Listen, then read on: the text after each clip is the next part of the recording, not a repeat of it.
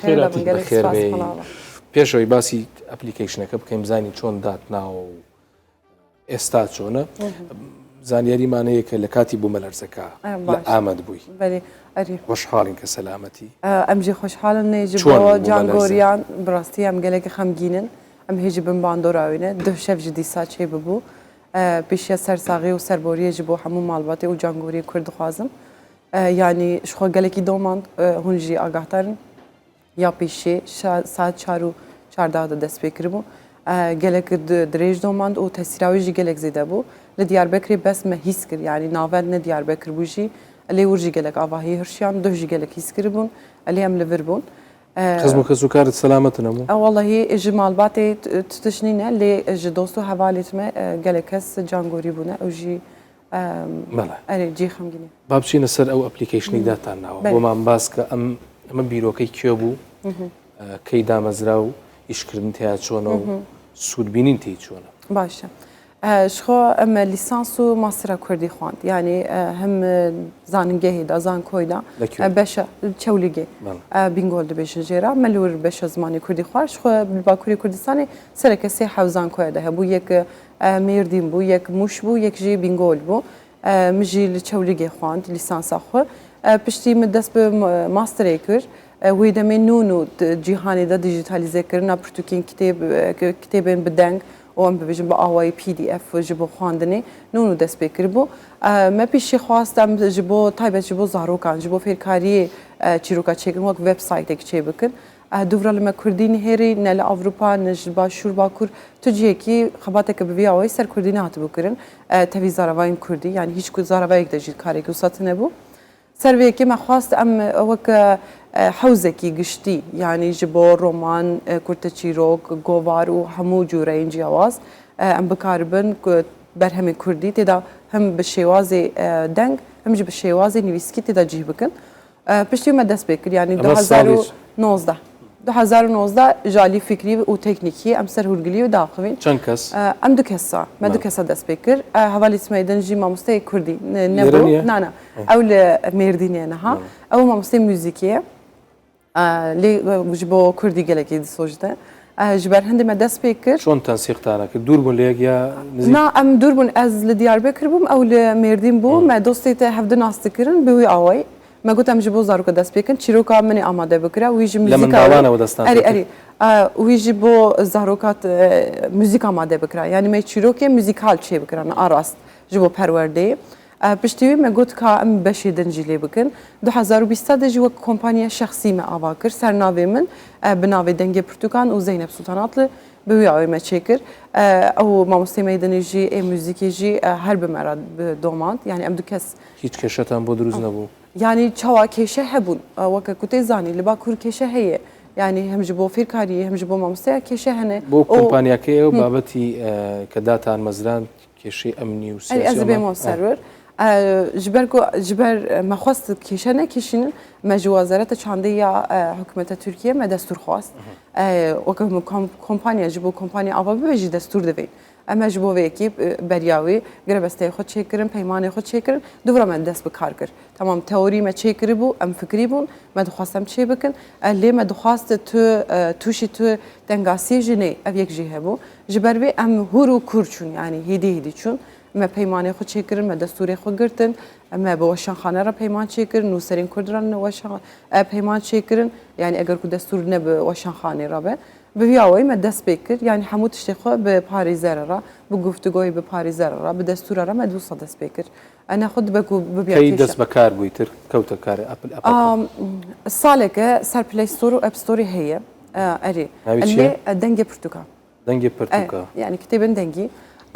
lê me piştî ku derket me mehek du me hat wek demo me bi xwe ceriband kakê masî hene tinene li gorî wî em tiştekî bikin bi vî awayî me çêkir باشه نها کەسێک بخوازە بەوێ ئەپلیکیشنێ کار بکە چەوە کار بکە کارپێکردنەوەی چاو باشه ji xwe me got gelek kategorî navê de hene yani hem ji bo her temenî însan dikarin bikarbînin yek ya du diya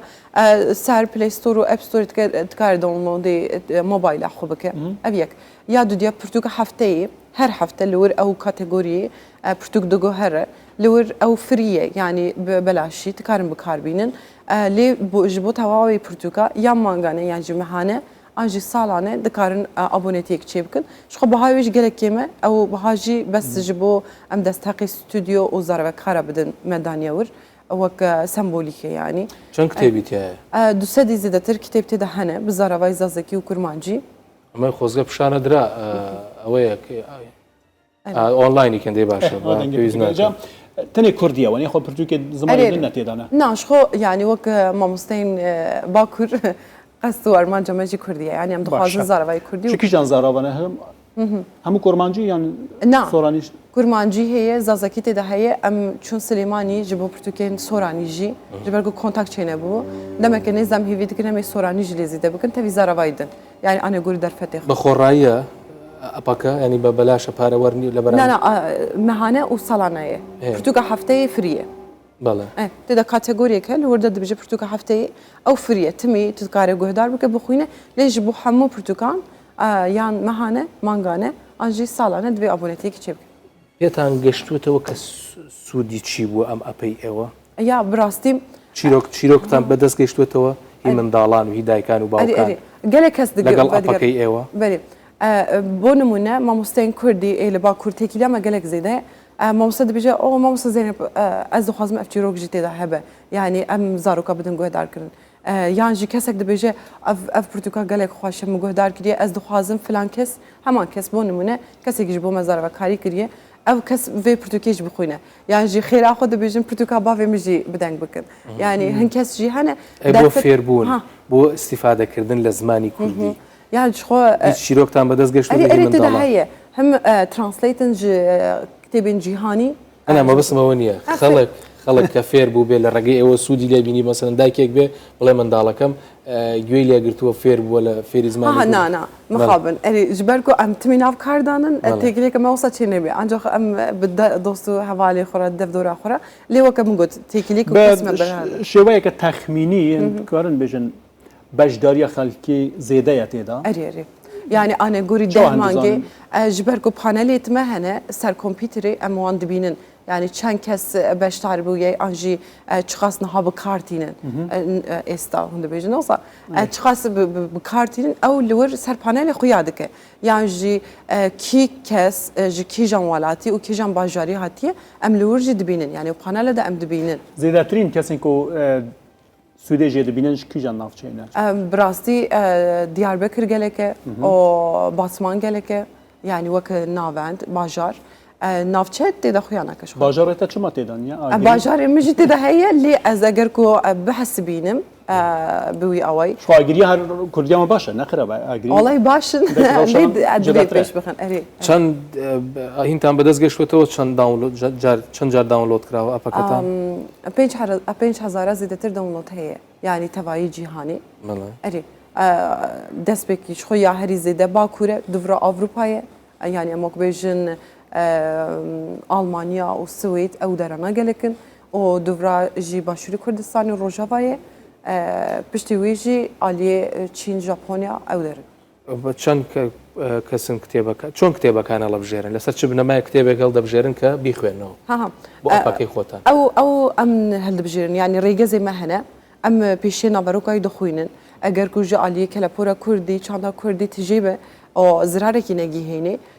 او امرو بکار به سودی جوار بگره بونمونه اموانا هل بجيرن او دد زربه کار بدنگ دکن يعني او دبي مراقبتان لسر نیه بو هل بجارن کتابه کان چاوا ما فهم يعني لالان تركيا و حكومتي تركي چاودري ناكن بو خويندوي او كتاباني كهالي انا بجيرن ام جي هنا كي جويجي او دكن يعني ام جويجي د باريزن يعني ام ناخذ كفا دستيوان يعني جبوان تحنجتك دار كفا يعني جبرويجي ام بيتري نا برتوكين سياسي اي كلا بورا كردي جبو فيركاري جبو زاروكان ان علمي او ين فلسفيك ببي اوي ام وانا يعني ام جي اوليجي او جي سياستي بوليتيكاي جي دورن يعني براسي ام دخوازت هيكلي زينب خانم قالك جرتي بحث كرين كو زازاكي جبر نمانية بله زازاكي بجداري تعداد كن شالاكن اري شو الديار بكر يجي قالك حوالي زازا هنا بونمونا استوديو كماج خنج ديار بكر باتمان وباكوري كردستاني الاسطنبول يجي حوالي تمي زازاجي هنا لور او جي بدنگ دكن او باريزرن بونمونا شانوگرن هنرمندن قالك بدل خواشي بدنگ دكن جبو بمينه جبركو زازاكي ورا روشك براستي جي خطر دانه او قالك كم كاس دخوينن او قهدار دكن يعني زماني زازاكي لور مخابن استك هي براسته لي قلم بري جياني دمايه يعني بو اخفتني يعني بنا معلومات عندي كانجي سوراني اللي زيد بك والله هي وكما قلت يعني ام جبو برتكيت سوراني هات السليماني وهولير ام تشوا كونتاكت تشيكن غريبست هات شي بكن ام دس بكن دمل دس يعني چند استوديو ثاني چهار حب بيغا فعالن مدين هاشش بو لواني هي اللي بديار بكر لاسطنبول لباسمان لواندرا تشارجين او بشتويجي شخو جارنا ام لمرديني جدغرن انا غوري درفتا جبركم كريدكن يعني دو غهره خوێندنەوە کی هەڵبژێرن بۆ خوێندنەوە کتێبەکان خۆ دەنگی ناخۆش هەڵنابژێرن دەنگی خۆش سەرڤەیەکی پێشیمە بە مامۆستای کوردی رەمە تێکیلیدانی لێمە دێغدە دەنگی مامۆستای مای کوردی نەباشن ما ئەو هەموو ئاوێتن یە خۆش دخوێنیژی هەلبەتەنە ئەز لێ بۆ ناخۆ دەخوازن لێ تایبەتی شانۆگەر گەلێک خۆش دخوێنن ji ber ku ئەوی تەربیە زمانی کردنە ئەو شانۆیە کوردی دکەم بۆ نمونە شانۆوە باتمانی ئەڤ یێنی ساحنە و هەواڵێتن ئێژ دیار بکرد کتێبێکە ئەوە ئەپەکەیە ئەرێ ئەڤ ناڤەڕۆکەوەیە لور ئین هەرین و ئەڤ وەک خواندنێتی دەجی دگرە لور دکارە بدومینە ئەڤ ژی کلاسیکێکە یعنی ژە عەرەبیات بۆ وەرگەڕاندن وتان مۆسیقا دانە لەگەڵ کتێبەکانە هەلبەستەدا موسا دکن هەلبەستێن کلاسیک بۆ نمونە وەک یا مەلای جەزیرە موزیکێکە کلاسیک داویژن بنی لێ ئێدن درێژن ئەم ناخوازن ریتماویژی بگۆرە هەواڵی مەشخۆ گەلێک ریتمیک دەخوێنن ئەو دەنگیەوە خۆشە ئەم بۆ زارۆکە چون بۆ سلێمانی چەند کتێبتان کردیوە چ کتێبێکتان کردی وەڵامە دوو حەب سێ بۆ شانخانە یان چاپخانەیە تێکیلیدانی لێ دووبرامی دیسە هەرسەری لێداناوان وەکە ئاخافتن ئەما خەوینمە پرۆژە خۆ نیشانی وان کرد سەپانەخۆ کیفانجی گەلێک جێ هات وەکە قالیتێژی ئەکۆلیتی یعنی کیفانجی ڕەهات لێ بەس لە سلێمانی ئەس باوەڕ دکم هەنێکی کێشە هەبوونە ji بۆ vêyekê بۆ نمونە یعنی بەس دەستورە چاپخانەیە ji بۆ چاپەیە وەکی دنێ ji بۆ دیجیتالیزێکردنê ئەوەکە پرتوکێن بدەنگ و پرتوک di nav applicationê de heta niha di peymanê wan da tişekî wisa tune bûye ji ber wê ew jî mecbûrin li gorî wê girêbestan bi nûserê xwe jî çêbikin em ê hinekî benda wan bin yan jî em ê demildest nûser re dike eger ve soranî pê zêdekir hunê ofîsa li başûr vekin yan jî yani hewce bibe ji xwe anê gorî derfetê xwe dizanî niha derfet çê bibe mirov dixwaze gelek jiya jî vê bike lê li bakur jî hevarên soran hene li wir dixwînin dikarin bixwînin eger ku me dît li wir em nikarin çareser bikin ofîsekê em dikarin li vir jî vekin yani pêkane lê ew jî divê piştgirî çê bibe bo nimûne yani ew derfetê me wisa qehîm nîn îro roja cîhaniya zimanê dayîkiye tu vekî yek ji kesên ku te bi rastî nûgerî tiriye tiştekî nû te şekeriye ji bo zimanê Kurdî tu çi dixwazî gelê Kurd Wala ez çi dixwazim bira zimanê xwe biaxivin hay ji zaravayê dinê hebin قد نبى كردي بس نكرمانجية كردي بس ابلكيشن بكاربينن يا ابلكيشن هل خدمتك يعني از وي خميدك يشم اجبو زماني خو او فيك دكم اللي يا مهم او باخفن او بخويننكو اذهبم يعني هبونا مقريداي هبونا وانا يا وانجي هلبت جيكي يا مجي وان بشراستك به في برانبن تجاري او تايبتي دي برا بزاروكي خورا كرمانجي سوراني زازاكي و زاراوايندن تقز باخفن كامبينك هبو يا درس بجارده يا كردي لباكور بيت البجاتن باكوري تركي تبش جريده و كامبيني اي هلبت از ماموستا كردي متشاف بشكري ندمي شخو ام قالك دخوازن يعني 2000 ونيف ماموستا سيزاننگه هذا نافبرا 10 سالا دا درچونه خواندکار هنه ماموستا هنه لي نكارن بگين هف ابراستي جي خميه يعني هر مامۆستایەکی کوردی مجبور ما پشتیوی یان هەرە ئینشاتا بخەوێتە یان هەرە ماڵە خۆرونی یان هەرە مامۆستەتیا پۆلێ بکە ینی دەرەوەی مامۆستەتیا کوردی پلانتان هەیە بۆ 2023 چەند کتێبی تازەی دیکە دابنێن لە نێو دەست پێک ئەس دخوازم گەلێکی سۆرانی زیدە بکەم لێ وەک هەژمار ئەم بڤێژن ساڵا هەتا نەها دە هەیڤادا مە هەشتێ حەب لێ زیدە کردبوو ئەس دخوازم 2022 دقەنە بە 207 پرتوکی بە زاراوەین کوردی لێ زیدە بکەم تەویزازاکی کورمانجی و سۆرانی و زاراوایندن یعنی هەرکیم ئەس دخوازم 207 لێ زیدە بکەم بە دەنگی و خواندنی بەڵێ خۆشترین کتێبێک کە خۆت دەخوێنیتەوە نا بۆ دەنگی من نەخۆشە بڵێ هەورامی تیاخە من هەورامیم بەسەرچاوم سپاس هیچ خەمتان خواردووە والله ئەزگاری هەر بۆ خەڵگەوەی کە شارەزای زاراوەکان بێ زاراوەکە کتێبێکتان هەبێ کە زاراوەکان بە شێوەیەکی گشتی بە خەڵک بناسن والله خبطك وصل يعني برتوكي أنا دناف أبليكيشن تناي لي أسبهيدا بكم هلبت يعني أم بودكاست شيء دك النوا سبحاني دا أف بيش نيازيات أز دقرم أز شاچون باكور دسبكي يكوكوي بودكاستكي جبودان أسن هم بو نمونه بو أدبيات كردي بودكاست هاتيا شيكرن ها كلاسيكين كردي هلبستين كردي رومانا كردي لباشور باكور أو أم بفيجن دياسبورا وقفقاس دا بشكري دانا سنوي هي اللي وقت زارفة بس أرشام أز شاچون بدم شيكرن زینب سوڵتان داهێنەری ئەپلیکیشنی فێربوونی زمانی کوردی و کتێبخانەی دەنگی چیتر دەیە لە کۆتاییمە زۆر سپاس دەکەین بەخێر بێ بۆ باشووری کوردستان خۆشی گەلێک کێف خۆشم گەلێک سپاس ماڵەوە بە بەخێر بێت چی خۆشت خواردەوە چەند ڕۆژە برنجی درێژ برنجی خڕمە بەستە برنجی کوردی لە باکوور نییە وڵە باکوور گەلێکی کێمە ئەمژش دبر دبن ئاگری قەچاغی بەێ چیتە سلێمانی ئەری چوم سلێمانی 6 ڕۆژان مان باوەرم خۆشە سلێمانی وڵە خۆش بۆ ئەی هەولێر ئەمە ئاڵ دیت هێز هەولێری نەگەریامە تۆ چوویتە چاولیک ئەری لەوێ ئەری جا بڕۆ بیارە چی بۆ بیارە هەورامان ئەنەچ چاو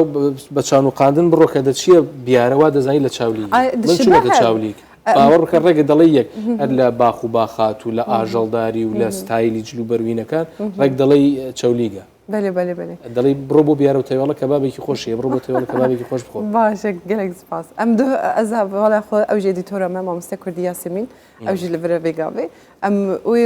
ژێ هەولێر داهاتن سلێمانی مەگوتە خوازایە کوردستانی بڕاستیشی وەک نەخشاوی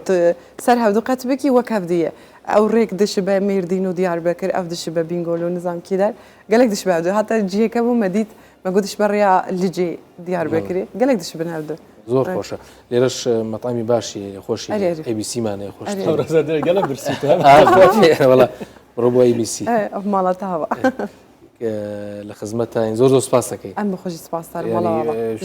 شانازیت پێوەکەین لە باکوور خزمەتێکی گەورەی زمانی کوردیە خێراتی